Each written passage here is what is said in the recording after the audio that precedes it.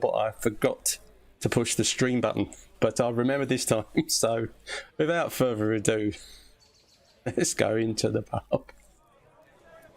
There he is. Hey, Kirk. Good evening, my friend. How are you? Oh, I'm great, Aaron. Thank you. Mate, I'm so pleased that we've managed to get this this thing operational. As you know, mate, tonight, initially what I want to ask you is what I ask all the guys that come on here: how and why the hell did you get into plastering? I know you probably got to think back a long way for this one, mate, but how's the memory? Yeah, I do have to think back a little ways. Let's see. I grew up in a poor part of town. So by the time I was 18, I answered an ad that said, "Looking for a hod carrier, paying $5 an hour." Looking for a what? At 40 years. Looking for a hod carrier. Oh, hod carrier, right? Yeah. It said looking for a hod carrier at $5 an hour, and I thought, I can't get a job in my neighborhood. And I thought, $5 an hour. I had no idea what hod carrying was, but I thought, whatever it is, I'll do it. Oh, mate. So I responded, and the guy showed me what I would have to do, and I thought, okay, looks like hard work, but as scrawny as I was, I thought maybe that'll pack some muscle on me. And let's face it, back 40 years ago, $5 was the equivalent of, say, 15 or 20 today. So not bad. So I started hod carrying, and from there, I started plastering after about 2 years. You know, after you're hod carrying for, say, a number of years, I remember asking one of the plasterers, I said, "Man, how come you make $25 an hour?" And this is 2 years later after I was hod carrying. Yeah. And I advanced up to the big $10 an hour. And the guy said, "Well, you're a laborer. We're plasterers. That means we have a specialized skill. Hey. You have no skill. You're just muscle and common sense. You have no skill." And I thought, I think I can do what you guys do. Yeah. And they said, "Try it." So within plastering, or within hod carrying and feeding everybody 2 plasters as a rule, I tried it. And it took me about a week. And I was to get the hang of the old Hulk and Trowel. Yeah, Hawk and Trowel, and because I'm real good with hand-eye coordination. As a kid, I worked with Chacos, 2 of them, and I used to do a lot of weird stuff I won't get into, but I did that daily just to survive in my neighborhood. And so when I tried plastering, I thought, are you kidding me, guys? This is really easy. It took me about a few months, and then the boss, Sam Hoff in Cassia Valley, said, "Kirk, you're doing pretty good at plastering. How'd you like to be a plasterer?" And I thought, well, I get paid like those guys. And he said, "No, but we'll get you started. You'll make some dough." And I thought, sure, I'll try it. I think I can do well. Yeah. And that's how I got into plastering. And then so you basically took to it like a duck to water. Because most of us you took to it like quite easily. I mean, because for a lot of us guys, we think, oh, that looks... Because when you watch someone that can do it well, and you've never done it before, and then you give it a try, that's normally when you realise it's not as easy as the good guys make it look. Well, with me, it was a little bit different because I've always had hand-eye coordination. Because, again, working Chacos for years and years. And so when I picked up the Hawk and Trowel, and I had always stayed ahead of 2 guys while hod carrying. Right. And so I was so fast and so competent because I knew how to hod carry. I would pick up the tools and try it a little bit. But it wasn't really until the guy said, "We make 25 an hour, and you make 10 because you're just a laborer." Just a laborer, yeah. That kind of got deep, and I thought, let me try it. And so when I had the free time, I would try it, and I felt I was doing pretty good. Within 2 weeks, I was being able to scratch and brown, rod out my work, and I thought, man, this is easier than hod carrying, and plus I don't get as filthy. Hod carrying, you get dust all over you, but when you're plastering, it's wet. It's brought to you, so you're not inhaling all the lye, you're not inhaling all the silicone. I thought, I could learn to like this. Plus, you're going to pay me to work out? So what? So which you was working for a company initially? Then who was that? Oh, that was Sam Hoff Plastering. Was that a small concern or a big company or? Well, Sam Hoff and the Hoff brothers were, three of the brothers were lathers. Yeah. Sam Hoff was a plasterer. His father was a plasterer. Mm-hmm. And so all I was a hod carrier. Right. And hired me straight out of the newspaper ad that I responded to. Yeah. And after, it was $5 an hour, but after like 3 weeks, he said, "Kirk, you're doing pretty good." His wife actually said that. He said, "I'm going to bump you up to $7 an hour." And I thought, oh man, I'm getting rich. And after about a couple of months, when I caught on to how to do it accurately and common sense wise, where I'm not killing myself. Yeah. In fact, it's just a routine. He bumped me up to about $10 an hour. And I thought, this is still hod carrying. Yeah, I was hod carrying. Yeah. I used to love it. I think, man, I'd eat a lot. I mean, I was eating 5 sandwiches a day, hod carrying. Oh, man. But I gained a lot of weight. I wasn't as scrawny as I was. And I thought, I didn't mind doing the work, especially at 18, 19, and 20. I thought, this is working. Plus, I'm able to earn a living, stay out of prison, and do something productive. You can't beat that, man. So did you work for that company for like a long time, or? I worked for Sam for probably 2 years. Yeah. And again, all his brothers were lathers. Sam's father was a plasterer. Sam was a plasterer, or a lather plasterer. So he would hire us guys to do the plastering. He'd get the jobs. He was a plastering contractor. So he'd get the jobs, and he'd tell us what to do. My job was to go to the yard, pick up the truck, and don't forget the garbage can to mix the water in. Man, I remember if I forgot that, Kirk, where's the can? Yeah. Because you got to dump the water in the can and take 5 gallons out, put it in the mixer, and get your plaster going. So I learned a lot from him because he was really cool. He was good to work for. He had an even temper. It wasn't like some guys who lose their mind. Yeah. And yell at you for goofy reasons. He and his wife they were great people to work for. So. And how did you kind of progress from there? I mean, because obviously you've been working for yourself a long while now, haven't you? And the channel's been going a good few years. So. For about 30 years. I mean, I've been doing plastering as long as you have. I'd like to say not as long, but unfortunately, we're getting old, mate. That's why. Most of the guys well, a few of them that's a similar vintage to us, but a lot of the guys are a lot younger, mate. They've already got issues with the joints. But as I was working for Sam Hoff, it was weird because I lived in Stanley Andrew at the time. Yeah. And oddly enough, the business agent for the union, the Plasterers Union, the daughter lived next door to me. And so Tom Savage, he was the business agent for the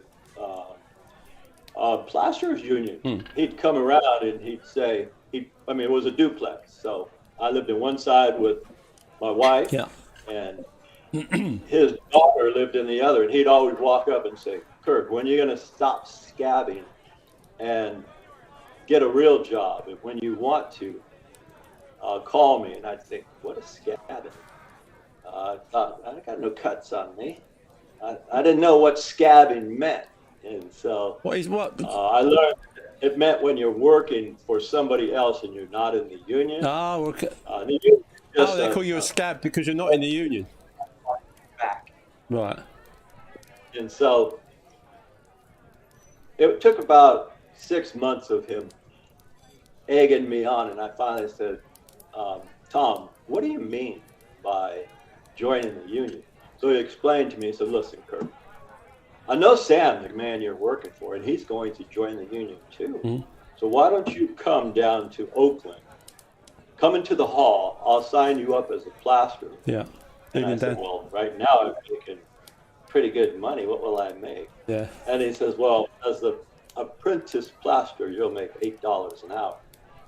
I said, $8 an hour? I'm making 10 right now. And he said, Kirk,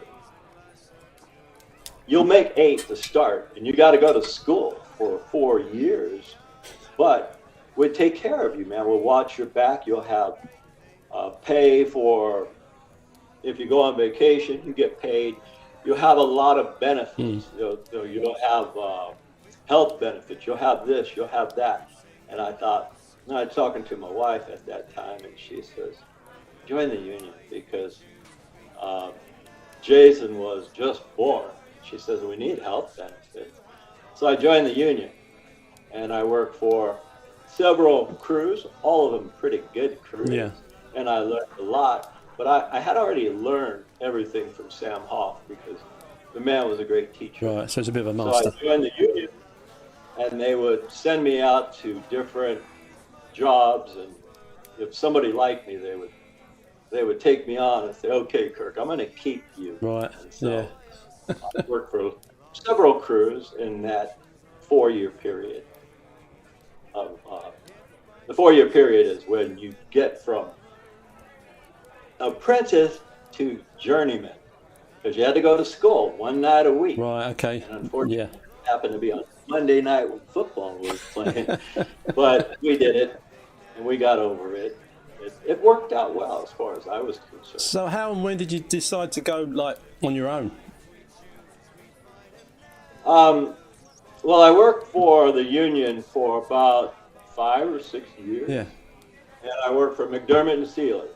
They're a company located in Oakland, and I was living in Hayward. Yeah. With them, I'd live in Hayward, and they'd say, Kirk, come to Oakland. And I had to be at Oakland at 7 o'clock in the morning for them to figure out where I was going. Oh. And sometimes they'd send me back to Hayward, and I'd say, guys, can't you just call me and say, hey, you're going to be working in Hayward? And they said, no, Kirk, it doesn't work that way. So I said, if I got to come all the way here. So I quit that company because I was tired of that. After months of doing it, it kind of gnaws at you, and you think, man, that's not right. So I went back to the hall, and Tom said, well, how would you like to work for a gun crew? And I said, what's a gun crew? And he says, they spray the plaster on the wall, and you'll derby it down. Right, yeah. So I said, I don't have to put it on? He said, no, it'll be on. And you just derby it down. Yeah. Or you do whatever. So I started working with Danny Smith Plastering. He was the biggest in the Bay Area, probably in California. He had 6 to 7 full crews, all gun crews. Wow. So all spray plaster. Yeah, he had about 115 men. Yeah, wow. And so I was one of them, and I was real fortunate. I got to work with my buddy Fred Smith. All right. And Fred Smith, there's Fred Smith and Old Man Whitey, who taught me so much about plastering. Fred Smith, this guy was great. He was the foreman of a company. And I remember my first day working for Fred. I came in, and I was technically still an apprentice. They were spraying houses, and I was working my butt off thinking I was doing something. At the end of the day, they'd come to me and said, yo, bro, how long you been doing this? I said, I'm a journeyman. That means you have 4 years in. Right. And technically, I wasn't lying, because I had 2 with McDermott and Seeley, and I had 2 with Sam Hoff. Fair enough, that's 4. That's 4 in my book. Well, Fred, you can't pull one over. Oh, Fred, he says, look, bro, I think you're an apprentice, but if you keep trying and you work as hard as you're working, I'm going to get you journeyman wages. I thought, cool beans, that's working. So I worked with Danny Smith Plastering and Fred Smith, who he was such a great guy. He still is. Hey, Fred, if you're watching, he's retired now by many years. Fair enough, mate. You don't want to go on forever. He was the best gunman they had. I mean, they had like 7 crews. And Fred was responsible for all of the track homes, the custom ones that they show people. That's how good he was. Yeah. And the other crews worked on other houses, but Fred did all the custom houses. that when you come to buy a house and a track, we did those. Right. And Fred taught me how to derby, how to do everything. You had to work behind the pump. Either you're a derby or a stick man, as I'd say, yeah. or you wash up, you scratch, you float, you do everything. One man has got to learn the whole trade. So you're talking internal and external plastering now, aren't we? No, we didn't do any inside. Oh, this was all outside. All outside. Right. Okay. They would have on average. Yeah. On average, 20 tons of sand would be there. That's like 5 feet wide by 5 feet wide by 5 feet tall, and 200 bags of cement. Is this just for one day? This is one day. This is one day. A hod carrier would mix it, and I remember those guys were tough. They'd mix the 200 bags, and Fred would shoot them out. And so what we did is we would either do about 11 single-story houses in a day, scratch coat, or about 5 to 6 two-story houses in a day, just the scratch coat. And with Fred, everything always worked out. It didn't matter. I mean, if we were missing corner 8, he'd say, yo, bro, go get me a 2x4. I'd say, where? He'd say, go ask one of those carpenters for a 10-foot 2x4. Right. And I'd think, why? He says, they're missing a corner here. And I said, what's a 2x4? Just go get it, bro. And so I'd go get a 2x4. He'd wet it. 2 guys would hold it where the corner should be. And he'd spray one side and just come up to it, take the 2x4 off. Yeah. You got your instant corner. Right, yeah. There was nothing. The traditional way, before angle beads and stuff. It was an improvising genius. So he taught me probably more than anyone. But before him, I was working with Old Man Whitey when I was working for McDermott and Sealy. Yeah. And, you know, we called him Old Man Whitey, not because he was a white dude, because his name was Whitey. Right. It was like, hey, Whitey. He was like 7 years old, and man, the guy, he was good. He was good. He taught me all kinds of stuff. So he had a lot of patience too. I was like, you need it when you're teaching anyone anything, mate. Yeah, he was. Old Man Whitey was. He was a pretty sharp guy, and he had a lot of patience. Yeah. You know, I'm 20, and he's like 70 or 65. Now it's reversed, unfortunately. And Time flies as well, doesn't it, mate? Hey? Kind of sucks. It sucks, yeah. Tell me about it. I think the younger guys don't realise how quickly you get old, because you don't realise how fast time goes by until you're there, and you think, well, yeah, life is short after all. I never believed anyone that told me that when I was younger, to make the most of it. Yeah. Yeah, it's funny, on the comments and all the videos we've done, I've had a lot of people say, Kirk, is your shoulder going out? How much time do you think you have left with your shoulder? Do you have carpal tunnel in your arms and your wrists? I think, no. Why? And out of, say, 70,000 comments that I've gotten on my YouTube channel, when they say, why isn't your shoulder gone? And I think, I don't understand that terminology. It's like, use it or lose it. And as long as you're eating well, our shoulders are going to get stronger and stronger. That's my theory. Unless I'm eating chips and junk. Now, don't get me wrong. Chips and junk are nice, my friend. I'm not a health nut, but if there's no food, I'm eating chips and junk. Yeah. But if I have a choice, then I'm eating real food, you know, not the packaged stuff, but it's got to be real food without labels. Yeah, well, I'm literally just going back onto some real food because, I'm putting on like chocolate fat and donut fat, and I'm just losing that. I'm not getting any bad aches or pains yet, but unfortunately, a lot of the guys either on the forum or Facebook or on here sort of say, oh, you know, I've got a tennis elbow or trouble with the wrists or the shoulders. And I can only assume it's from keeping fit as well, mate, because I know you have done yourself. And I think not killing yourself when it comes to working. Because I'm not sure how much you used to. I mean, did you ever go through a stage where you were working like 24/7, sort of 7 days a week? And because a lot of the guys seem to do that, and then they wonder why they're not feeling so good. You, my friend Eric, are a plasterer. You know we need 8 hours sleep. We're athletes. Oh, ideally, mate, yeah. You can call it what you want, but technically we are athletes. You're listening, guys, we're athletes. We're not just artists, we're athletes as well. Yeah. That's like aluminum to aluminium. That's it, man. But anyway, we are kind of like athletes, and you got to get what's best. If you can get 8 hours sleep and your food is kind of normal or organic. I mean, all the chips and all that crap. If there's nothing else, I'll eat it. Yeah, but if there's real food, I prefer that. And of course, sugar is a big no-no. So if I could avoid that, I'll avoid it. Yeah, everything is bitter. Coffee, no sugar, everything is bitter. But that keeps you where your joints aren't inflamed all the time. Yeah, sugar is meant to be bad for joint inflammation, isn't it? So I hear a lot of anyway. I'm sorry?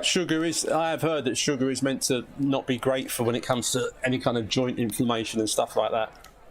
So it's a good thing to avoid. I've had to learn it the hard way, like I've learned everything. I mean, I love sugar. Who doesn't love sugar? Well, exactly. You have it and you think, dang, man, why are my joints inflamed? Why does my back hurt? Why does everything hurt? When you learn to eliminate it, which is tough, the inflammation goes way, way down. So have you tried doing what we need to eliminate it? Have you tried stopping sugar as much as you can then? I stop all sugar. I mean, if I'm in a restaurant, I love ketchup, but unless I'm at my house, there's a lot of sugar in that, man. Yeah. Ketchup, just real ketchup without sugar. I'll just avoid it. I had breakfast with my son the other day, Dan, my youngest son, and we're eating, and he's got all this ketchup, and he says, "I thought you liked ketchup." And I said, "I love ketchup, but that ketchup got sugar." So the sugar, I love ketchup. I mean sugar, but sugar don't love me. So if I'm eating it, then I get lazy, I get tired, I get that inflammation and all that crap. And do we need any more inflammation after 60? No. We don't. So it's a matter of if you love yourself, which I kind of do, I don't want to be beat up on the job and have to say, "Hey, you guys do this. I'm too beat up to do it." So it's not that big of a deal when you're used to it. Yeah, I think the guys have got to realise you don't not to kill yourself with work, even when you're a bit younger, and to keep. I mean, as you say, like the job itself keeps you fit. You got to watch what you eat, and me and you have both been fortunate in that we're technically old, but we've had no real issues. I have no issues with my shoulders or my elbows or anything else. You know, okay, to some small degree it might be genetic, but I think mostly it is trying to look after yourself as you so you can get into older age and enjoy being older, not being kind of like in pain, taking lots of tablets and painkillers and God knows what else for different ailments you might pick up, especially in this job. But I know you're familiar with food, and again, it's not a topic I thought we would discuss, but I Googled you, man, and I seen the pictures of you working out. Oh yeah, it's a little bit of a topic. That's when you were pretty buffed and your stomach muscles were deep. That was, I thought 56 in that particular video I think you're thinking of. And I only really started doing any training outside of work when I was about 53. So that was after 3 years of, I got to that kind of point within that 3 year period. You don't get that kind of good shape unless you know how to eat right. Have to have that damn discipline to avoid this, avoid that. Well, it's the discipline I'm struggling with since the lockdown because the gym's shut down. You think, what should I do? Oh, I'll have something to eat. And now for me to get back into eating sensibly, as you say, I've literally started to try and get back on a more sensible diet today, start of a new week, you know, and because I like to stay or get back to, because there's a little bit of fat over that 6-pack at the moment, mate, and I'd like to get that back out, because I think, I want to try and keep that. I don't want to start going down the pan physically. And I thought I need shape like Eric. After I saw that yesterday, I thought, damn, this dude's been working I hope you're getting out there now, mate. Get back on that pull-up bar and get to it. Do some every day, even after work. Well, earlier when you said you do a lot of hard work when you're younger, when I was working on that gun crew, woo, that was hard, but we loved it. There was like 12 to 15 of us all the time. And when they're gunning these jobs, they're scaffolding. And I remember bending down way below the scaffold, way above it, and reaching in areas that the human body is not meant to do. So I started wearing a back brace. I thought, man, I am not going to pull a muscle doing this stuff. I've been wearing that back brace ever since. That's become part of your uniform, mate, you know? This shirt, the back brace. It is, because I tweaked my back way back then, bending down like 2 feet below and stretching, and I did that every day. I was a stick man. A stick man is a derby man, and there's 2 derby men behind every gun crew. One who just one spraying it on, 2 guys with the derbies. Yeah, one knocks it down, and the other pretties it up so it's perfect. Right. So the float men come with the hard rubber float. I know in the UK you guys use acrylic or wood. We come with a hard polyurethane float, and we float behind, so we had to leave the walls pretty or get yelled at. And so all those weird motions that I would go through, I didn't want to jack up my back, because I did it once and I thought, no, that's the only thing I have had in the part, like years ago now, was lower back issues. But thankfully now, one of the guys, Dan, he talks about your pull float. You know your pull float? And he says, Kirk, have you always used a pull trowel, and why did you start using one? Oh, that's easy, man. We did swimming pools 4 years ago, and I thought, wow, these swimming pool trowels, I mean, they're round, complete radiuses. They're easy. It's like doing an interior finish. If you got a square trowel, you're leaving line. I don't care how good you're leaving line. But with a pull trowel, you don't leave any line. I suppose you're not, are you? With that much curve on both ends. Well, a pull trowel, a swimming pull trowel, is a perfect radius. A perfect radius sucks for plastering. It really does. It's useless for plastering. Have I used them? Of course I have. But what I did way back then, this was 40 years ago, I cut the ends off. So now just the edges are arced, because I wanted to take it at an angle. Right. So, and now they make them. They make them now. So I'll order them from Bond Tools. People say, hey, they don't have them anymore. And I thought, okay. But I'll use a 20-inch trowel, 5 inches wide. 5 inches wide gives me the flexibility. Because if I'm going up, I need that trowel to bend, so my wrist dictates where that mud is going. But if you use a concrete trowel, it's only 4 inches. So that's for concrete to compress. So more rigid. You compress those rocks in, but it doesn't work well for plastering. Now, it doesn't work well for interior. It doesn't work well for exterior. Can you use them? Sure. I used to use them. But now the trowel I use is not a complete radius. It's got arcs at the edge. So it's just curved around, so you lose the corners of the trowel. Well, it's curved. Let me look at my own self here. It's curved at the end, but then it's flat. So the heel and the toe are straight with just the arcs. That way, if I'm doing interior, no lines. I can do a whole room with no lines, and because it flexes, when I say I'm doing line plastering, you guys are the experts in line plastering. These guys we're just wannabe here. Well, if I'm doing a whole room, I'm doing ceiling. I want something that flexes, so it's got to be 5 inches wide. And if I have a full radius, it's kind of useless. So those ends cut. I did a video and I showed it. I showed a pull trowel, a swimming pool, and I showed the trowel I use and how the edges are flat and just the ends are arched. Yeah. Maybe I'll put that in a link or yeah, so. do, mate, because troweling through 1,000 videos trying to find it might be a bit time consuming. I'll tell you what I did, Eric. Now, Jay, my son, he does all the video work and all that stuff. Was it his idea to say, look, Dad, you know, you're good at this plastering, how about I film you? It was his idea like 15 years ago. He says, hey, Dad, how about we start videoing? And I thought, no, I don't like that. I said, why not? I said, well, I don't like the way I look. I'm uncomfortable. I'm nervous. I wouldn't be okay doing it. And he says, Dad, how much you pay for advertising right now? I said, what's that got to do with anything? He says, well, how much do you pay? I said, like $400 a month. And he says, if you do enough YouTube videos, and I see you with your binder or your book, you have to go convince people that you know what you're doing because they look at you. One guy asked me, like, I mean, this is years and years ago, he says, you don't look like a plasterer. I thought, what's a plasterer?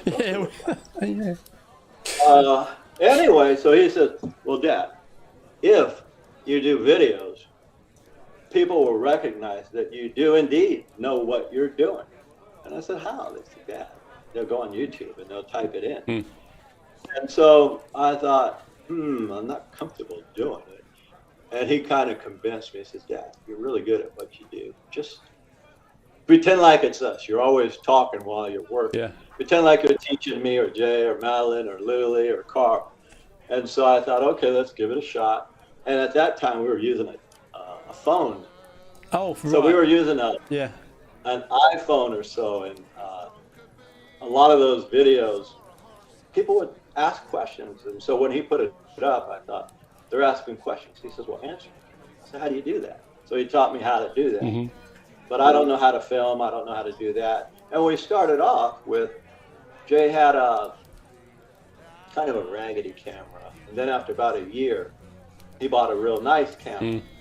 In fact, it's about time to invest in a decent one. But I felt it was a very good decision on his part to encourage me to not be such a wuss and man up and get on film and explain what we do, because I'm pleased you did, man. It's worked out. Definitely. I didn't expect that I would be recognized as somebody who knows how to plaster or do stucco, but it's after 15 years, we do have quite a bit of a following, and the comments are like outrageous. Pretty soon I'm not even going to be able to answer them because there's like 20, 30 a day as it is. Yeah, no, obviously if it gets too much, you can't. I don't think anybody that's got a fairly big channel is going to be able to answer everybody's comments. Well, I mean, channel's a bit smaller. It's unlike, like for me, it's easy. I can answer everybody's comments on my videos. I'm going to refer to you, Eric. I'm going to say, ask the plasterer. Go to ask the plasterer. Ask the plasterer. What I do is now the majority of comments I get are people saying, hey, you guys are pretty good. Because one thing, we might act kind of goofy and clown around, but what we do, what we say is pretty sound advice. I've learned that a long time ago. You better know what you're doing. You better do it well. You better have the longevity there. And so we got that down. I tell people, I challenge anybody, out of 1,000 videos, find something that we've done wrong. There's nothing we've done wrong. It's all sound advice. Yeah, again, we kind of act kind of goofy now and then, but I can do plastering or stucco blindfold. You cover so much stuff, and going back briefly to your trowel over here. I don't know if it's the same there. What's become very popular is different types of here from your standard Marshalltown that we use for the basic plastering, but now there's an array of different companies, Ox and some of the other guys as well, and they will make very flexible thin trowels, which are great if you use them at the very end of when you're polishing something, especially on internal plastering. But not really for laying on or for doing the actual job, but for finishing off. And because you say that extra flexibility when you're finishing something, you can get a really nice finish on it. I don't know if you've got any stuff like that out there. Also, on the other hand, the amount of different things I see you use on your videos that we don't, as far as I know, don't seem to have over here. I mean, I think on your latest one, you use some kind of cork that's in a tube, but it's cork with sand in it. Is that right? It's got a brand name, but man, I thought I've never heard of it. I didn't know you could get cork with. Well, I don't think you can in the UK. If I go to Westside Material Yards, which I've been shopping there for 40 years, they have the materials for professionals that have to guarantee their work forever. I mean, there's a 10-year guarantee, but if anybody called me and said, Kirk, you know what, you did a job 30 years ago and it's failing, I'd go back and fix it. But when I go to Westside Building Materials, they have the bonding agents, they have the caulkings, and that's how I learned about Sikaflex polyurethane caulking, which is an adhesive sealant. Right. We do that with lath, and that's how I learned about Moreflex caulking, which has sand in every tube, and that sand is like stucco sand. Right. So we're actually paying a lot of money for sand. Yeah. But if somebody says, well, Kirk, can't we use grout sand?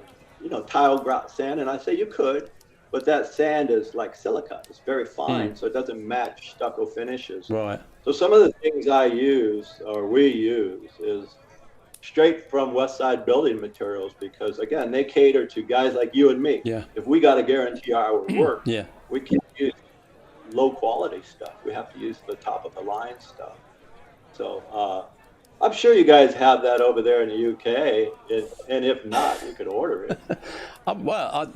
As you mentioned it, and as I see some more of the stuff that you're using, because a lot of jobs where you're patching stuff up, because generally over here, if you've got a case of there's something that needs patching, especially if it's stucco work, generally you can do it, but it just doesn't look. You can see the patch, and I kind of think, well, if you're trying to use sand and cement to do a repair on sand and cement, it's just difficult to blend in. But some of these things that you seem to be able to get hold of there, with it, like the corks with the sand in, as you did in that last video, and you can, or was the one before, well, one of the ones I looked at recently, and you kind of you put it on, and then basically you sponge it out around the edges, and you're more or less done. And as you say, it doesn't bulge out. It's nice and flat, and when it's painted over, it's kind of like an invisible repair. And it just doesn't. Here, if there's an issue with something, you say, oh, you know what, it'll be best if you take the whole lot off and do that whole section of wall. Otherwise, you're just going to see these lumpy patches that you just can't blend in. And I could be wrong, but I just think we don't have a big enough array of different things. We get some fancy silicone outdoor plasters now that are used, as opposed to sand and cement or sand and lime. As I told you before, our kind of internal plasters, it's kind of like, it goes off in 2 hours, and unless you put something in it to retard it or to make it last longer, that's what you can get. If you want it to go off in half an hour, I mean, it's changing slowly now, but it was just tough. Like you say, you could mix some dirty water in it or whatever else but again, although that does work, it doesn't kind of guarantee a kind of a setting time unless you really know what you're doing.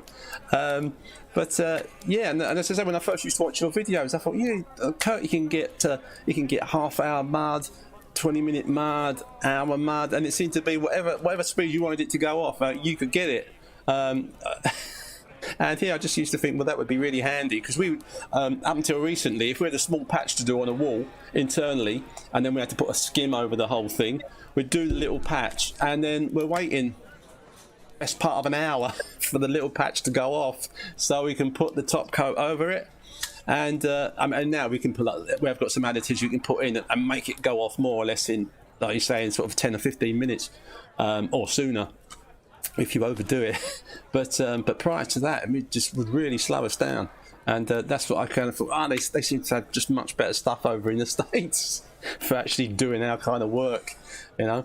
The only other thing I've noticed as well, I don't know what it's like in where you are, but a lot of the stuff I see from the States, so many buildings are timber frame, as opposed to like what I call a proper brick or stone built kind of place that's got stucco on it. And I'm assuming it's down to kind of weather conditions and things, but.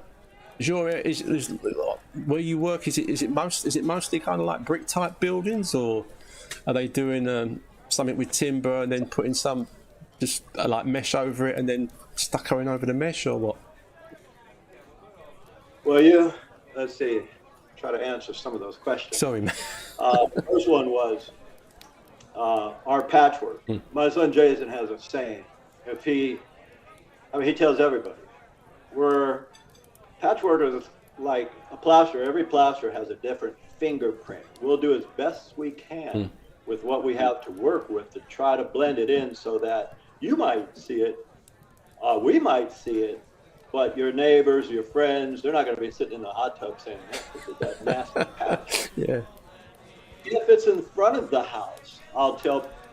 I haven't found one yet, Eric. This might sound cocky or arrogant, but I haven't found a patch I can't match. I can match it. That's what I've seen your work, mate. I've seen your work, and every time it frustrates me because I mean, look at that, man. If I saw that, I'd be saying to the customer, "Hey, I've got to do the whole ceiling. I can't patch up that old lav. It'll look terrible, and the rest will probably fall down, and the patch will stay or whatever."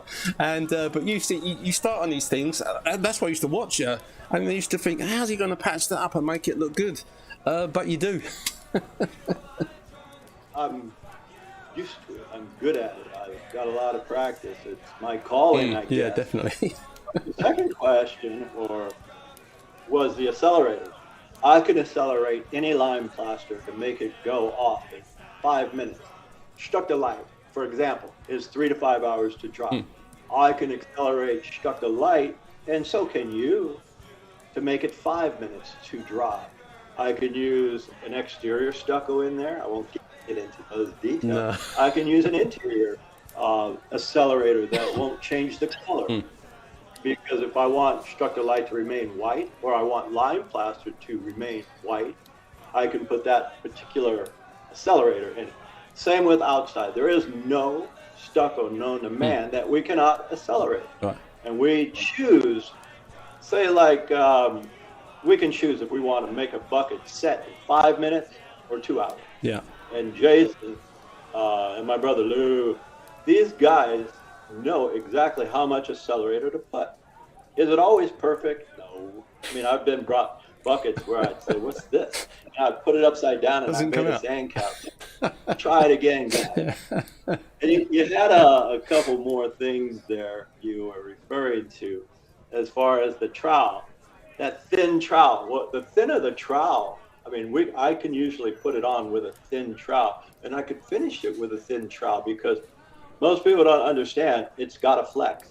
And if that trowel flexes because it's 5 inches wide, then we control the mud. We dictate where the mud goes. If you're going in a ceiling, you're going in a hole, we kind of put it on and we move it here, move it there. We control it. But if it's a trowel that is stiff, now we're limited. And if it's not 5 inches wide, it's really not a plastering trowel. It's more of a concrete trowel that you push rocks into concrete. So I always like to have minimum a 5-inch trowel. I think I'm going to try and get myself one of those. Can I use a 3-inch? Sure, I can. Will I be as fast? No way. Plus, it doesn't hold much. No, I mean, if I'm using, the amount you can put on with it, yeah, I'll use a Hawk that's not your standard 12. I'll get a 14-inch Hawk. I had to order them. Right, yeah. So I'll get a Hawk, a 14-inch, and I got a 20-inch trowel. The trowel always has to be larger than the Hawk, or it should be. Right. That way, when you're taking it off, it's not spilling everywhere, and you just put it on. But a flexible, thin trowel, I prefer any day to something hard and rigid, because we dictate it. not the reverse, where it dictates us and we're struggling. So it's rigidity, yeah. After you do it for a year or so, you get the hang of it. Just like you, I know you're a skilled plasterer, so you dictate where that mud goes. So same as us, we dictate where it goes, not the mud, and that's where that trowel helps. Okay, man. Okay. Do you use spatulas and stuff over there for any of your work? Which is basically like a flexible derby with no handles. If you're, I prefer a certain trowel and a certain hawk and a derby. But can I use a spatula? Can I use a margin trowel wing tool? Absolutely. Can I use a rod? Absolutely. Can I use a straight edge? Absolutely. I use all these. Yeah. When we were doing buildings, we would do buildings and they would put veneer brick over it. So every 10 feet, you'd have to rod it, 2 guys, one at the bottom, one at the top, and you rod that so it's within 1/8 to 1/4 of an inch of variance, because they're going to put thin brick on. Yeah. So there's not a tool made that we haven't used. I could probably invent some, but then again, I've used a shoe, a pan, a ping pong paddle. You name it, we could use it. If you know how to apply, then that's half the battle. So, and if you know how to use, if you know materials, I tell people, application is about 30%. Material knowledge, when you get to our stage, like mine and Jay, material knowledge is 70%, because everybody has something different they want. Yeah. And we don't like to, like in the UK, you guys use a lot of lime plaster. We both know how long lime plaster takes to set.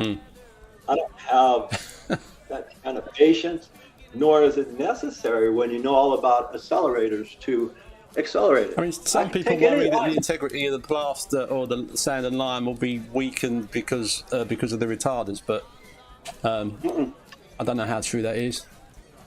Luminite, for example, we used to buy Luminite 40 years ago. It was like $20 a bag. And we thought, wow. Today, Luminite is $80 a bag. Wow.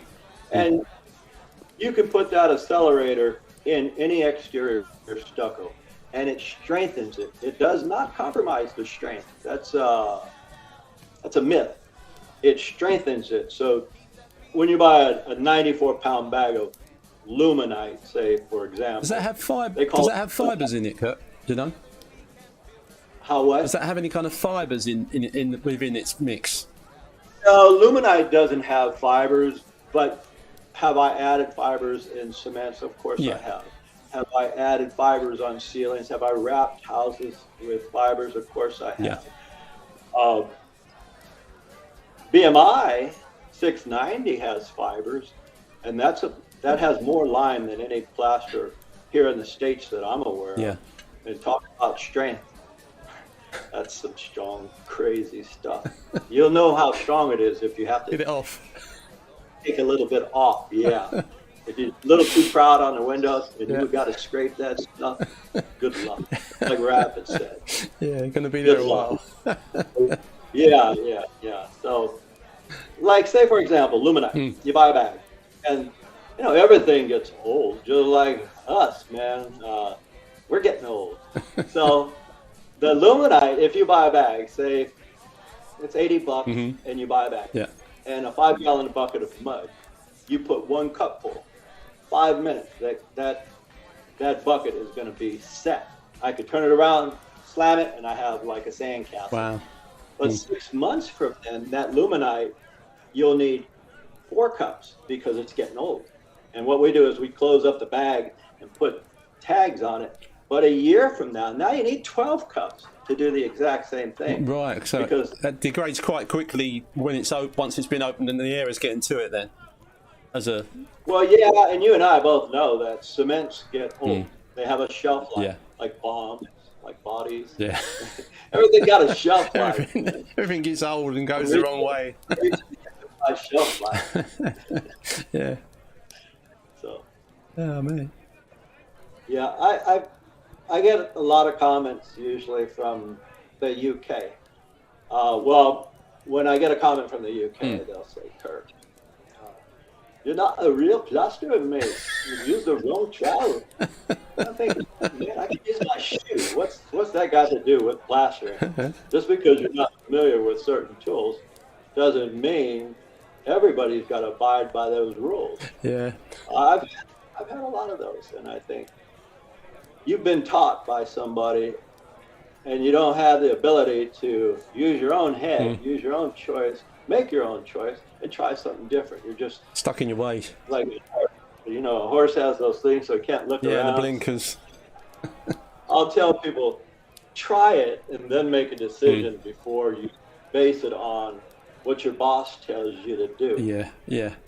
I like the comments from the UK. Back to the other part of my question about timber frame places over in the States. A lot of timber frame houses. Oh, that was another question. Yes. We have gone over brick, block. I've even gone over lava rock. We've gone over CMU, cinder blocks, concrete blocks, and concrete. You name it, we've gone over. But the majority of houses here are wood houses. Yeah. Because we have an abundance of wood. In areas that don't have wood, in fact, they have access to quarries, they'll do cinder block. Right. And they'll put rebar in there. Yeah. You have to go with your strong point. Here in the United States, the strong point is in some areas now. I'm not talking all areas. Yeah. Because Virginia, they built brick and block houses because there's no earthquakes there. Right. Here in California, we get earthquakes, so they put everything with wood structures. So more flexibility, less heavy if it falls on your head. Well, it flexes. The wood flexes. You've been doing this as long as I have. You remember the days when it was just stud house, just studs. There was no plywood. No. We had to stretch the lath, pull it as tight as possible. Yeah, to get a pricking up coat on, yeah. And if it wasn't tight enough, the plasterers would yell at us and say, man, we're using so much mud in the field. We got 3 inches of mud in the field, but 1 inch on the stud. So today, I will say 1980, they started using weep screeds and drip screeds, which I liked. I thought, wow, that gives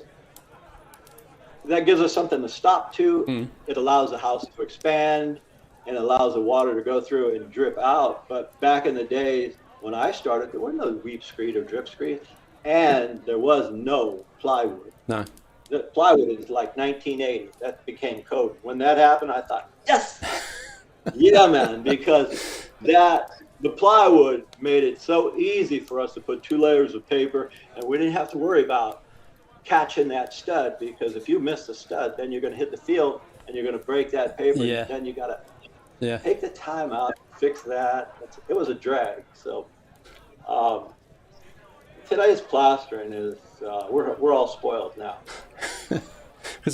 I even show on video, and you know, your earlier question is just like, we have a lot of videos. Well, I key them. I tell people at the very end, I say, anything you want to learn, you don't have to call me. Just write it in our channel. So you want to learn how to lath the stud house.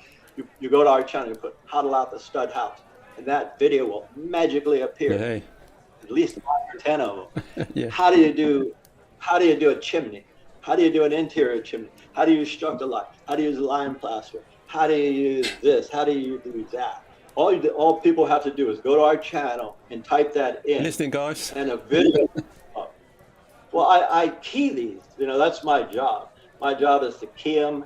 It's kind of boring, but I do it to make it so that folks who want to understand or learn how to do it don't have to call me direct, because I don't have the time to answer every question. No, you could spend your life just answering questions. You got Ask the Plaster. You guys. Well, that's my plan. Who's ever watching? I'd like to get paid just to answer questions, but then I can retire. Well, I don't get paid to answer questions. I've replied to 70,000. And most of them are polite. They say, hey, Kirk, you know what you're doing. Good job. And I'll say, cool beans, daddy-o's working. And there's a lot that ask serious question. So because I know the answer, I'll think, dang, I'll write it out, and send it to them. And then I get the 1% of trolls who say, hey, dude, you suck. Yeah. And most of the people from the UK, like they'll say, you bloody wanker. And I think, what's a wanker? I remember telling somebody, well, some guy says, I mean, a lot of people, they'd say you bloody wanker. And I thought that meant the goat. I thought it meant a guru, or say like the big kahuna, the big cheese. This guy's good. And so I said to that's somebody else. He said, man, that's some rude stuff. So I had to Google wanker, and I thought this guy was complimenting me. That's not a compliment. So I got to watch out for you British guys with the terminology. But most British, UK people will say things, and I've learned now how to respond. So getting back to response, if somebody criticizes me, I love it. I think, yes, criticize me, because who wants to hear, hey, you're really good all the time? Yeah, I get fed up with that. Oh, you're so wonderful. Yeah. I don't want to hear that. That's a different woman. Yeah. But I need that. I like the criticism, and so usually if somebody's criticizing me, it's a younger dude, or somebody who really doesn't know what he's doing. I'll say, dude, you must have those magical whiskers. Just got a little peach fuzz on your face. You've been doing it, for 5 years? And you think you know what you're talking about? No, you don't. Old man Whitey used to tell me, Kirk, you know just enough to think you're right, but not enough to know you're wrong. And so some of these people who criticize me, and I know they're young dudes, and I'll say, no, here's a fact, man. But some of it's kind of fun. I enjoy the criticism more than I enjoy, hey, you're good. But yeah, fair enough. I suppose over the years, you kind of, it's all part of the rich tapestry of life, my friend. Well, we know what we're doing. We've been doing it forever. So again, who wants to hear, hey, you're good all the time? Criticize me. My skin isn't that thin, so I can handle it. That's cool. Have you I remember when I first started watching you, mate, you had a massive truck. You got a smaller truck now, haven't you? Come on, admit it. Wait, it wasn't a truck, it was what we call a lorry over here, like a tanker. And you had all your, what looked to me, you had all your tools on it, man.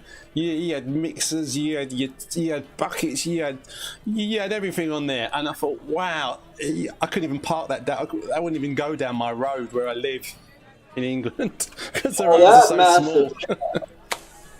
I bought it, I guess 12 or so years ago, and Jason said, Dad, I'm tired of tying everything down. I'm gonna build a rack. So he welded a rack on top. And the beauty of that rack is so big, from the back of the truck to the front of the truck, we can put 20 plank on it. Wow. We could hang all the scaffold on it, boards, stand, 5 ladders, 10 rolls of ladders, pavement, hoses. The rack alone, we could put everything on. And yeah, I went through a stage where I bought a different truck because of rules and regulations. But that was my baby, that truck. One side of the toolboxes, and it had 11-foot bed, by the way. So one side of the toolboxes held as much as that newer 250. The whole truck, one side just, so we're still working. I just used to think, wow, if I could have a truck the size of Kirk's truck, I'll be a happy man, and somewhere to park it near my house. It's coming back. Yeah, it's coming back because I'm in the process right now. I could stick a new engine in it to conform. With the Is it expensive? Yeah. I mean, speaking of trucks, I don't like to go to work unless I have. Here's the thing. You know this because you're an old man, a plastic contractor. If I go to a job, I don't recall going to a job and not having everything I need. I don't recall that unless I run out of material. But I hire guys. Say if I hire a plumber or a carpenter, they'll come here and do work for me, and like 5 times. Well, I got to go to Home Depot for this. I got to go home. Right. I was like, dude, Yeah. you just spent more time leaving the job than you were on the job. Yeah. So that big monster truck of mine allowed us to get to any job. Make sure you had all your gear. Yeah. I mean, people would say, well, I need a pipe wrench. I'd say, I got one. They'd say, well, I need some stucco vents. I said, I got some. They'd say, well, I need a water spigot. I just blew a main. So I got it. Nice. That was my baby. Nice. And we're getting it back. We're getting it back. So, Yeah, no, that would be good. maybe we'll be back in commission, and we'll be making that one stop again when we go to jobs, because Jay and I both love that truck. It was a beauty for sure. What, talking about that, how much are you paying a gallon for gas? You still pay by the gallon, don't you? Not by the litre. That's an interesting question. I just want to compare with what we're paying at the minute over here. I think it's around $5-6. Here's another thing where people might say, "Wow, that's an arrogant reply," but that's for a gallon we're talking, aren't we?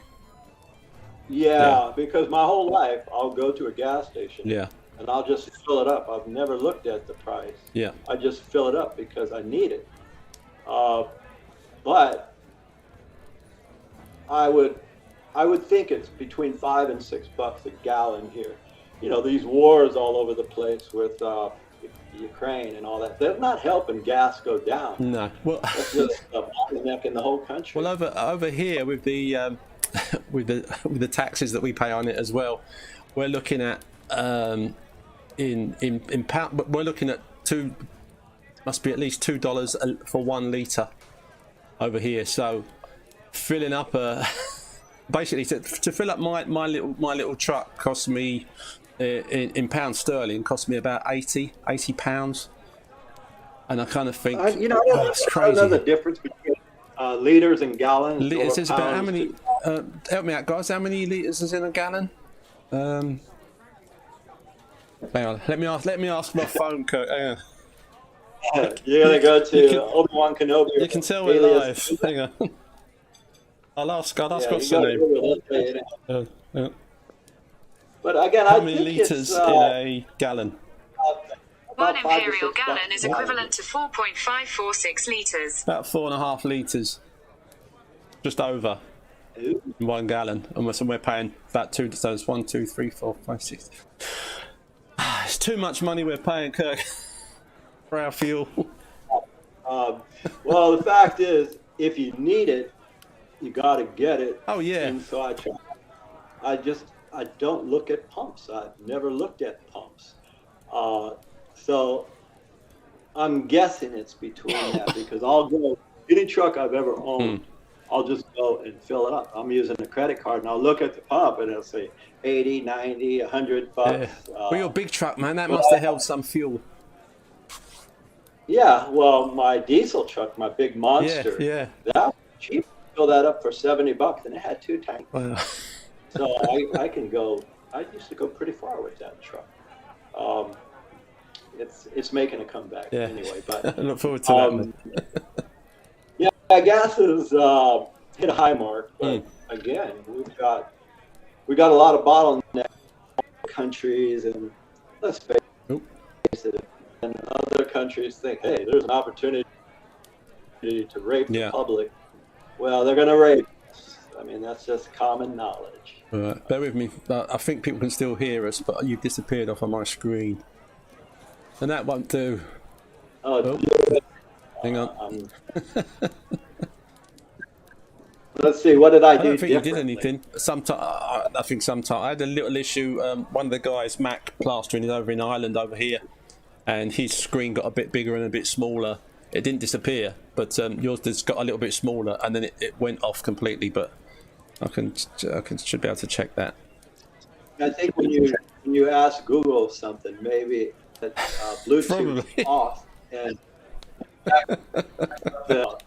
Let's turn my something because you just Google. I turn my phone off just in case. The difference between liters to gallons, so maybe that Yeah. Oh, I've got you back, Robert. Hang on. I just need to stretch you out a bit because you're very small. Oh. Okay, man, we're good again. Okay. Yeah, it must have been the interference when you went on Google. Yeah, flipping Google. The another thing I noticed, I watch. I don't know if you've ever seen him. The Essential Craftsman is a carpenter over in the States. He's, I think he's about 65. Again, his son is a really great chippy. He likes doing the old. What do you call it? Man, when you get older, your brain just kind of like goes fuzzy. But tell me about it, brother. But long story short, he put together a timber frame. He put together a timber frame house, and I was looking when they were doing the foundation to fix the timber frame too. The regulations. I mean, we have a lot of regulations on how footing should be, blah blah blah. But the amount of work that goes into the footings, the foundations in the States, I was kind of like, wow, that's a lot of work. And then, as I saw at the time, I think they do this fantastic slab that's not going to go anywhere, and then they build a timber house on top, which could get blown away. Whereas here, the kind of the regulations for the foundations is we have to put concrete down there. It has to be like 1 meter deep. Doesn't have to have rebar in it or anything like that. Put rebar in if you're doing a floor, but the footings themselves. And I think, wow, all that time and money and regulation for the footings, and then to put a wooden house on top, seemed like the two didn't match. I think if you're going to make a house out of wood, that when it comes to the foundation, it wouldn't need to be as strong as it is.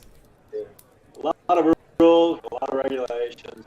The only places they're getting blown away is in Kansas City, like in the Wizard of Oz. They do have those hurricanes, but a lot of areas like Virginia, I'm aware of, buddy Bill Young, and all of the houses were brick and block. And I thought you couldn't have that. He says, man, this is Virginia. We don't have earthquakes here.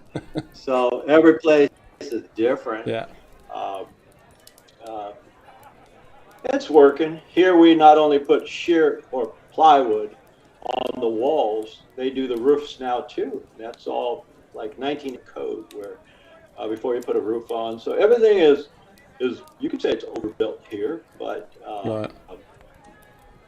They're built to last. Yeah. You got to admit they're pretty much built to last. I mean, the things I used to see was if we'd seen the news and there'd been a bad hurricane somewhere over in the States and the timber framed houses were gone, but the brick staircases and fireplaces were all still there. And that's what you kind of made me think, surely if the whole house was made of brick, there might have been less chance of it getting taken out. But it depends how big the hurricane is, obviously. But it's the fact that the chimneys were still there, and some of these stone walls were still there, but all the timber was just gone. Well, two things. In the UK, I believe it was, in London or so, they had a fire in the 1800s, and all the city burned up. Yeah. Isn't that the rule where they said, okay, from now on, No we wood. want on the outside, so it doesn't burn. But back in '89, I believe it was, we were doing houses in the Oakland Hills. There was a firestorm, it was called. Yeah. And I had scaffold on that house, on like 2 houses. And how hot was it? We were on a 4-story building, and I was like 20. And I was bold and brave at 20. And I was climbing on that roof, and the wind was so strong that it was almost blowing me off. And of course, it was so hot. I had my shirt off. We were in shorts. We were barefoot in shorts. That's it. No shirts and nothing.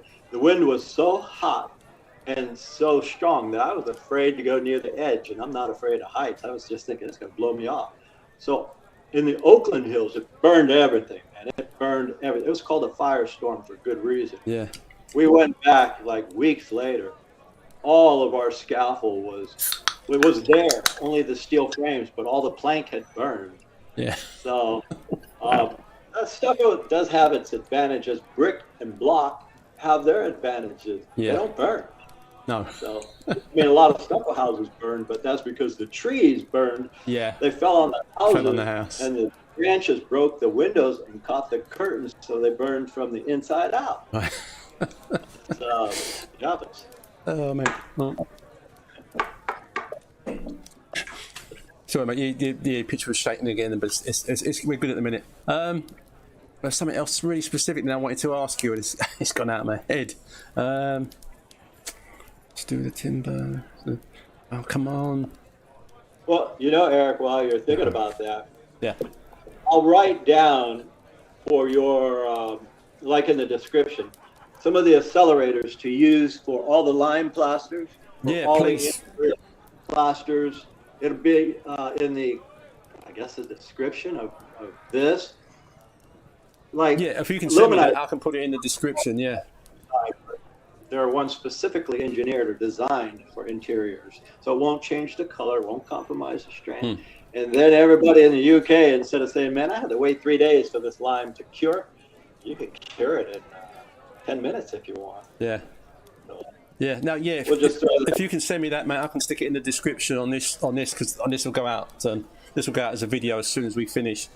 Well, I'll tell you what, too. I'm going to put that one video that I'm describing that trowel, so people will stop calling me weird names. When they say, "Mate, you're using the wrong trowel. You're not a real plasterer." Yeah, everyone gets that all the time. I think it's probably worse, yeah, for the plaster. We've got because there's some other Facebook groups. We've got one, Trowel Talk, which is like a friend of ours set up, and the whole idea is you got to keep it friendly, otherwise you're out. And there's another big one and some others, and if anyone that's trying to learn asks a question, they just absolutely get jumped on by the other so-called plasterers, and they just rip the person's work apart. And you think, well, look, guys, it's a new guy. He's asking a question. Don't take the piss out of him and sort of go, what's that? You know, why don't you get a real plasterer to do it? And those kind of comments and worse. And you kind of think, nah, that's naughty, man. That's not. Well, I get 1% of that. I get 1% of, and it's usually jealousy. And yeah, of course it is. I understand that there'd be somebody who's much better than me, and they'll say, "Kirk, I got 30, 40, 50 years, and you suck because this." And I'll say, "Man, that's just jealousy, because quite possibly you're better than me, but you're unknown, and you think that because I'm known, there's a lot of glory. There's not much glory in that." I mean, we've done houses that were on covers of magazines, that were in movies. There's no glory in it. It's there's no glory in it. So all these fancy jobs, like, okay, it's going to be in a movie. How does that help me? It doesn't. No, it's nice for you to watch and go, I did that to yourself or to whoever you're watching it with. But outside of that, man, people don't care. 10 people out of, say, 10,000 will say, "Oh, okay, cool." But nobody cares. So when the people criticize, it's usually jealousy, or it's a fella who has been doing it a short while. They get as soon as they get those wins, they become experts at everything.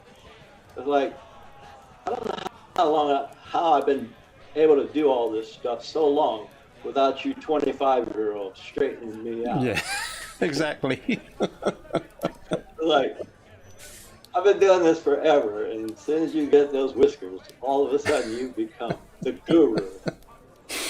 I don't know why. Sometimes when they are younger, and they've been taught a specific way. As you say, they might not have been doing it that many years, if any time at all, and they're just very quick to criticise your work because that's not what their tutor taught them a couple of weeks ago. I was working with Jason and Dan on a roof. Yeah. My youngest son, Dan, at the time, he was, I guess, 22. And he said, "No, Dad, let's do this." And I thought, "You got a little bit of growth on your face, some peach fuzz, or what we call magical whiskers. All of a sudden, you know more than me. Yeah. I thought I taught you this trade. Now you're going to teach me the trade, huh?" Yeah. So there's always the youngsters who, like old man Whitey used to say, You know, just enough to think you're right, but not enough to know you're wrong. No. I think those are training. He was definitely a wise man, for sure. Oh, yeah, why? Oh, yeah. Oh.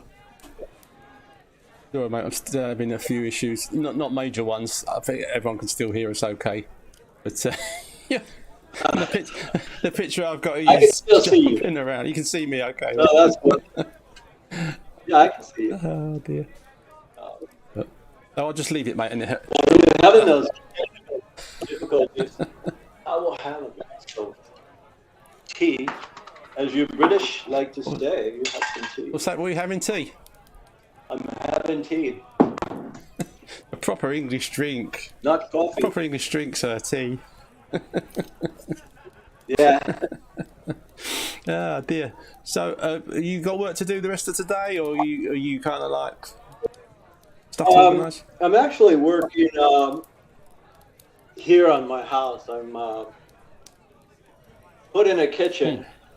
I have a downstairs, which my son is going to move in with his wife and my grandson. Yeah. So I'm upstairs now, and I have a pretty big upstairs. I did this upstairs 30 years ago, and the kids kept coming and coming and coming. And after 5, I thought, whoa, man, there's no room. I fixed up the attic, so I'm in the attic right now. And I thought, well, I could put a kitchen up here, and Jay and his family can live in the middle section. So yeah, I'm working, but it's not stucco. I'll be doing stucco tomorrow and the following day. Yeah. And you know what you mentioned earlier, as far as matching textures. I did a video where the guy fixed this, and I said, not, but what I'll do is I'll fix it for free, because I don't think I match perfectly, because nobody can. So I'll fix this for free, and I did a video on it. I said, look, this is a freebie, because what he's asking can't really be done. You have to redo the whole front. Yeah. You have to skim coat the entire wall. But I did that, and I have a job coming up where the guy says, can you blend this finish into this finish? And I said, well, the new finish is floated. That means it's a sand finish, and then they machine dash stitch on the guy. Your finish is 10 years old. So I'll do the best I can to do that, and I'm going to do that part for free, because I can't guarantee that. I'm going to charge you to do the last scratch and brown and match finish, but instead of using a gray, I'll use a color. Yeah. And you probably won't have to paint it, but that part is free, because I'm not sure I can do it. I think I can. But so that part is for free. That goes back to your earlier question as far as blending in finishes. We're experts at blending stuff in, but I always tell people, if it's the very front of their house, they're going to notice it. Yeah. And I have not done a patch yet myself that I can't notice. So I notice every patch. I'll go places and I'll look at it and I'll think, wow, this guy sucked. Or wow, this guy was pretty good. You can barely notice the patch. Yeah. But if I come to an instance where it's the very front of your house, I tell people, I can do this, but it's the front of your house, and you're probably going to be able to notice it, but most people won't. No. That goes back to your earlier statement. Yeah, it's like when you know where something's not quite right, or the customer at least knows where you've done the repair, they could probably, kind of like, well, yeah, if I look hard enough, I can see it there, and it's there. But generally, people aren't going to notice, cause a problem. Well, yeah, as long as I've been doing this, I make certain that we're on the same page when I take on a job. I'll tell people, you can do this, you can do that. What are your options? What do you want to achieve? You want this to look pretty, like brand new? Then I have to redo the whole wall and not tear. Too many people think, what, you're going to tear all the stucco off? And it's like, no, we're not going to tear all the stucco off. We're just going to recoat over this existing coat if you want a flawless wall, say we're like right in the front of your house. There's no need to tear all the stucco off. That is a conception. Okay, no. It's like the old misconception of, do stucco walls need to breathe? Well, you can't paint them because now it can't breathe. So what? That's what windows are for. Fair enough. Or like the other one. Well, you know what? I caulked this crack and it was so big it shrunk. So what? Recaulk it. Big deal. Yeah, fair enough. Can't argue with that, Kirk. Stuart said, Kirk. Stuart said, Kirk. It's good to see your sons following in your footsteps. Did they take much convincing? Yes. How is it working with your boys? So, Jay. Did you have to talk him into it?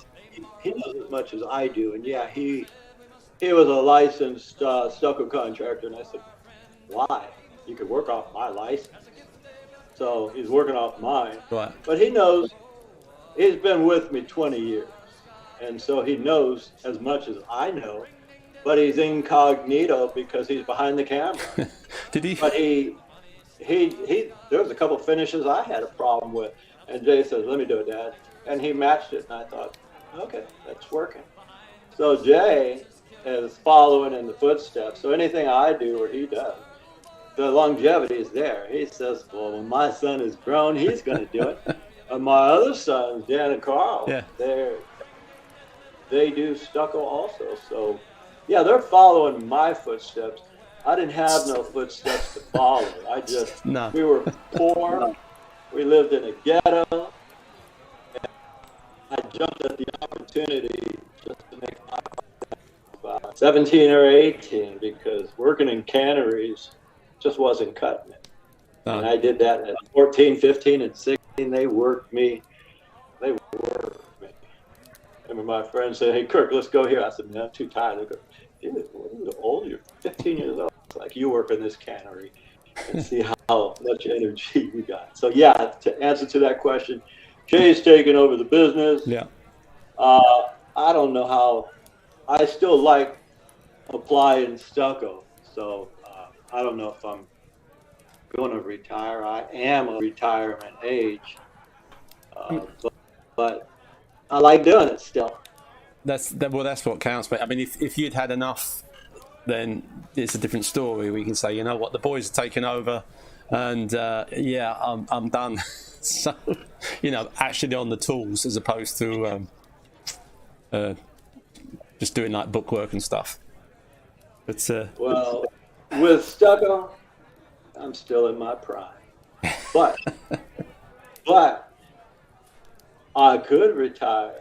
Now I'd rather be on a beach, walking around, looking at girls wearing something close to nothing, than putting stucco on walls. But I still enjoy it. Yeah. And I'm training Dan because Dan's been gone for a couple of years. Dan's been in Sonora and with Carl. They're building houses. Yeah. And so I said, come on back. And we'll get you a little more sharpened in this trade. So I could hang around until these boys are as good as we are. Yeah, we're like me, mate. You're still young at heart and fit. So I'm not going to be retiring before I'm about 90, mate. 80 or 90. I feel like, you know that old saying, life is like a roll of toilet paper. The older you get, or the closer you get to the end, the faster it goes. I feel like that sometimes. I might be able to plaster all day and do as much as any youngster. But sometimes I think, should you be retired? And should you be, personally, I'd rather be in an area that is, the weather is, say, 85 to 95 daily and nightly. And I love 85 to 95 degrees. That's weather. What I was going to mention to you that I forgot that you reminded me now, was that about like working in the heat, that I couldn't do it and you seem to like love it. I do love it. I'd rather work in 90-degree weather any day, even if it's really hard work, than say 50 or 60. Maybe something's busted in me because I don't sweat. Yeah, not right, mate. If you don't sweat, we've got a prince over here, it's a bit like that, yeah. Yeah, you ever see Mike Tyson fight? He'll come out, his whole body's sweat. Yeah. And even my son Dan, he'll say, damn, Dad, how come you don't sweat? And he's pouring down sweat. His legs are sweating, his chest. I'll say, I don't know. Maybe my insides have maybe I've inhaled too much lime. The lime's dried you out. All this stuff. Yeah. That stuff you kind of keep like luggage. You keep it forever in your lungs. But Yeah. if you sweat a lot, that means you're healthy. So Because it's me working 90-degree weather, I don't sweat hardly. So I like it. Because I've noticed there's some people, some comedians we've got over here, and I haven't seen them recently, and they're on stage for 5 minutes, and they're dripping. They're like more. I would rather be doing nothing. I would prefer to sweat like crazy because that would mean my insides are good. Like, I look at fighters when they come out to fight, and the whole body is sweating. That means, man, I wouldn't want to fight that dude. That guy's healthy. I'll come out and I'll be working out and I'll hardly sweat. But like I get a little sweat right here, a little bit right here. My armpits might get damp, but even in 95-degree weather, you still smell sweat. So I think I'm broke somewhere inside. I've inhaled too much toxins. As long as you feel okay, mate, then your body just happen to be that way and seems to be coping fine. Unless it's something you can feel and it's hot that, although you like it, you kind of think, I could feel better if I was sweating. Well, I feel okay. I find that, say, if I'm working, then I'm grasping for air. I'm breathing, I'm hustling. Yeah. And I'm getting oxygen in, creating neurons. I can speak better. I feel clearer. The words come out of me much better because I guess the neurons are connecting because of oxygen and everything is flowing. It's all good. If I'm sitting here right now just talking, like, where's my oxygen? Where's my neuron? I have trouble grasping the words. It's like, oh shit. Sometimes it's just creeping in, man. I'm thinking of the words to say. They're not just coming like that. So I prefer to be working. And people say, well, how do you work and talk at the same time? Like, how do you not? Yeah, it's fairly easy, man. It's not difficult, is it? I mean, if you're not used to doing it on camera, like you say initially, it's a little bit awkward. But once you get into the swing of do it, because if you do it anyway without a camera, then once you kind of don't really think about the camera anymore, then it should be it should flow really. Because you know what you're doing, and it's easy to verbalise. Well, look, guys, I'm doing this, I'm doing that. It's fairly straightforward. I've heard a lot of comments and I said, man, you should have rambled a lot when you're talking. And I'll say, well, I'll talk about a whole bunch of useless crap that don't amount to nothing because I can do this blindfolded. Yeah. And then my mind wanders. And so since I can plaster inside or outside, I think about goofy shit. And so I'll say it. As you do. That's why I have the radio on, mate. Otherwise, some of the stuff that goes through my head when I'm working, because I kind of switch off. Radio. Is not. We play the radio loud as the neighborhood will allow. Yeah. As far as talking while we're working, that goes back to my union days. When I was working with Fred Smith and everybody, we'd have 10, 12 guys, and the pump was loud. Yeah. You're spraying the wall. And we would scream at each other and talk crap to each other all day long. And so that's just habit. When you got a whole crew, you got 12 guys, everybody's talking nonsense. Yeah. You're criticizing everybody out of fun. You're just talking shit, making the day go by. So after work, you're still talking then. You learn to do that stuff. So when you are like out in the field working and you've had a long day and you get home, do you just like jump in the shower and then kind of relax, or do you jump in the shower and then you've got stuff to do paperwork wise, or? Yeah, it all depends on the day. There are days that I've had that I come home too tired to shower and just pass out. Yeah. But then again, the average day I'll come home, and if it's a dusty job, sure, I got to shower. Yeah. What I try not to do anymore, Eric, is I don't break out stucco anymore. I don't like to set scaffold anymore. That I leave for scaffold companies. And the breakout, I'm starting a job in 2 days, and they saw cut everything.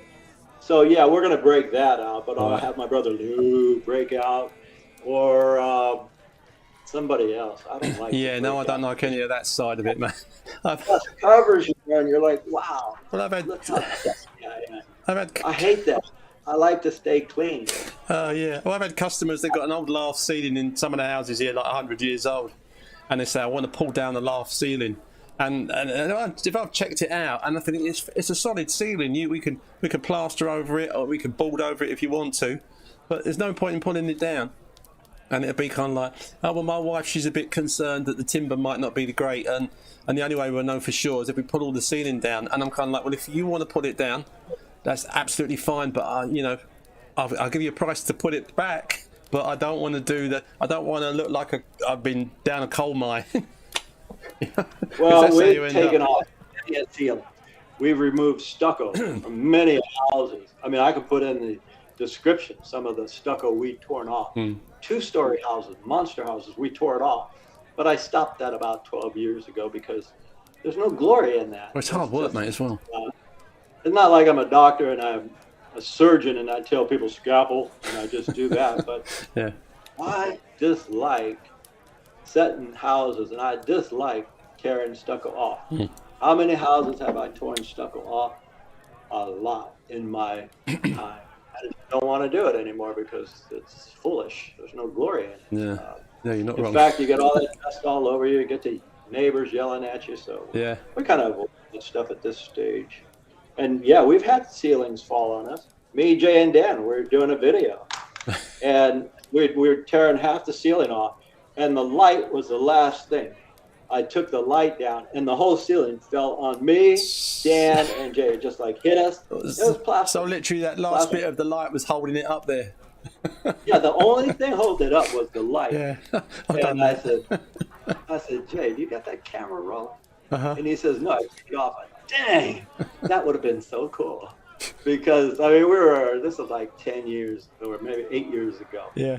And we were all, it didn't hurt us. It just fell on us, and I thought, wow, that was kind of cool. And we did exterior stucco, too, where it fell and almost got us. We were doing a job in San Francisco. Yeah. And it was above a garage. We were on the garage. And it was separating that much. And I was showing it in a video. I said, look, guys, I put my hand in it. And it was a bay window. It was separating 3 inches. And it went this way 5 feet, this way 5, and that way 5. And the first hit of the hammer, there was only one wire holding it up. And that thing fell and missed my feet by that much because the whole thing fell. It happens, man. It happens. It's dangerous. I've had scalpel collapse while I'm on it. I've had a lot of stuff happen. I've fallen off a scaffold through a garage ceiling, and there was an open door underneath and a concrete step, and they took me to the hospital just in case, but apart from a few bruises, man, I was fine. It was just the shock of because it was so sudden. 1 minute I was looking at a wall, and the next minute the wall quickly went up, which meant I was going down. Been there, done that. I broke every bone in this hand. We were working on Kaiser, and me and a buddy were messing around. This was when I was like 25. We're messing around, and I was talking a lot of crap about his wife of all people, and he says, "You better shut up." And I kept talking. The madder he got, the more raunchier I was getting. And he attacked me. We were on 8-footers with extensions. Yeah. And I said, dude, the walls. We were doing a drive-in system. I said, the wall. And so the whole scaffold fell. Wow. And with both of you on it. Yeah, and I was thinking, oh, don't fall on the family jewels. And I was worried about that. And so I fell. And I didn't get hurt, but this plank was just resting, and it went, and it snapped my wrist. So my wrist went like this. Ouch. And I looked at it, and the first thing I thought is, I went in shock, and I said, dude, now look at that. I'm not going to be able to work out tonight. We walked over to Kaiser, which was right across the street, because we were working on Kaiser. It was a Kaiser in Hayward. That was when I was working union. I was working for McDermott and Sealy. Anyway, these doctors, they put my fingers in this thing, and this guy grabs my arm, and he pushes down. I thought, dude, what's that supposed to do? Then he let it up, and he put a cast on it. And I thought, aren't you going to cut it open and do whatever, put all the bones, set them? He says, no, we don't do that. And I thought, Now, I was like 22, 23. It gave me a shock because tears were coming down my eyes. It was like, oh, yeah, it would hurt, man. It would hurt. Oh, it was hurting. I was trying to be tough. That tough don't cut it when you got a broken bone. Ooh. I remember the tears coming down saying, can you do something for the pain? And so he said it, and I was so young and stupid that when he said it, I got home and I cut the cast off. No. And I put a piece of wood here, put a piece of wood here, and I used an ace bandage because I wanted to work it. And my fingers still work. And so it took about 4 months, and it all healed perfectly. I've never had a problem with that. And that was lucky. Same thing with my shoulder. Ripped all those muscles where they had to cut it open and take a muscle from my bicep and stick it in there. And I thought, now that was a Frankenstein. How did that happen? Showing off, lifting weights, the long bars, seeing who can lift the most. And we had a bet of like $50, who can clean and jerk it and throw it up. Yeah. And so when I clean it, the long bar, 45 pounds, we had the 25 pounds on it. And I knew it's just skill. It's not really strength. And so you put it here, and then you throw it up, and you put your foot back. There's a lot in the technique, yeah. And that weight slid, and then I heard something go pop, and the weight dropped. And it was about 2 years, and I was like 17, 18, 19, something like that. And it kept popping out of joint, and I thought, man, what's up with that? I got in a fight, and this guy hit me with a pipe. My arm was down. And I remember my girlfriend at the time, she says, well, why didn't you fight? I said, my arm is lame. I can't lift it. It popped out of joint. And so I was a kid. My mom took me to the hospital, and they said, one day and we'll fix it. Right. 7 days later, I remember walking down the hallway like if I was in the movie The Shining, naked, saying, can you do something for the pain? And that healed even. That healed. I know it healed right because that took like 6 months to a year to heal. Yeah. But we were doing goofy stuff again. We were swinging from trees to trees over a moat that didn't even have water in it. And I missed the branch, and I grabbed it with my right hand, and the boat swung, and then I was dangling and trying to grab the tree, and I grabbed the tree, and I climbed down thinking, and I thought, whoa, your right shoulder didn't pop out. So I thought, cool, it's fixed. Right. So I've had my share. I've been fine since then.